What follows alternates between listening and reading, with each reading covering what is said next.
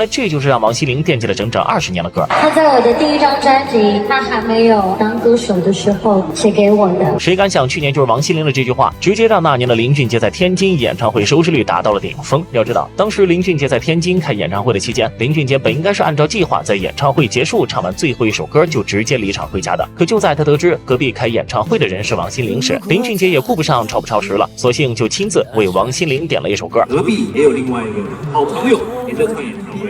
想说这段时间很浪漫，我们把这首歌献给王心凌。所以这就是为啥林俊杰会在演唱会上为王心凌献唱《当你》的原因。你的眼睛眯着笑，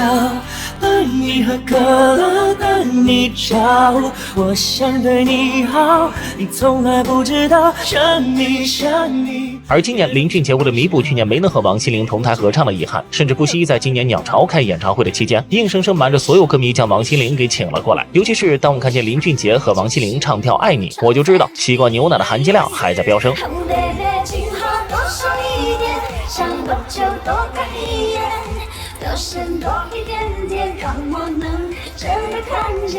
可是让林俊杰万万没想到的是，本以为这次邀请王心凌过来做嘉宾只是走个流程，结果就在林俊杰暗暗窃喜时，王心凌却突然重现了当年在自己演唱会上向伍佰老师邀歌的窘境。我很想要谢谢水水，你是帮我写过歌，这个专辑我写过最多歌的，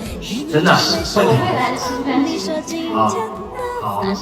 其实两人的关系之所以这么好，早在林俊杰还未曾出道前就已经埋下了伏笔。当时在周杰伦即将制霸乐坛的时代，刚出道没多久的王心凌就被林俊杰给送上了乐坛天后的宝座。因为当时林俊杰为王心凌所创作的那首歌，差点让他冲烂了半个华语乐坛。也许空虚让我想的太多，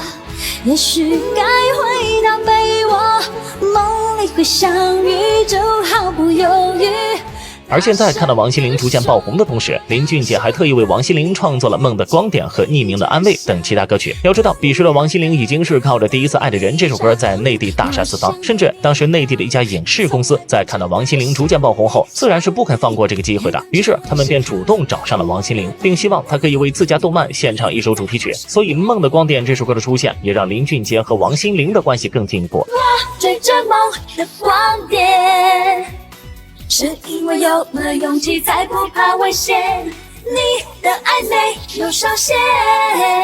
可以说当时在王心凌出道最困难的时期，是林俊杰一直在默默支持着王心凌。虽说距离上次两人同台合唱早已是19年前的事儿，可在林俊杰见到王心凌的那刻，还是不忘宠溺眼前这个甜心教主。才会慢慢发现，因为你让我心眼睛